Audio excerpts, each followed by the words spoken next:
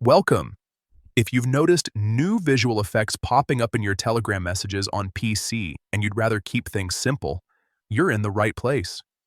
In this quick guide, I'll show you how to adjust those settings so your chats feel cleaner and less distracting. Let's jump right in.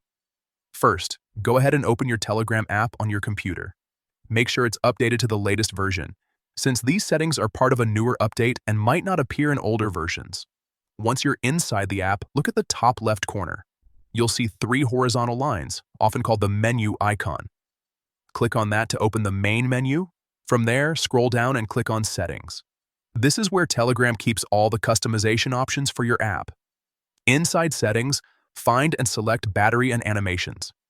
This section controls how animations and visual effects behave, especially if you want to save system resources or reduce distractions. Now you'll see a few options related to animations. First, turn off the option labeled Animation in Chats.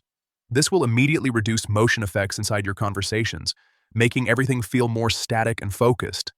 Next, look for Effects in Messages. Toggle this option on or off depending on your preference. If your goal is to minimize visual clutter, you'll want to make sure it's disabled so those extra effects no longer appear when you send or receive messages.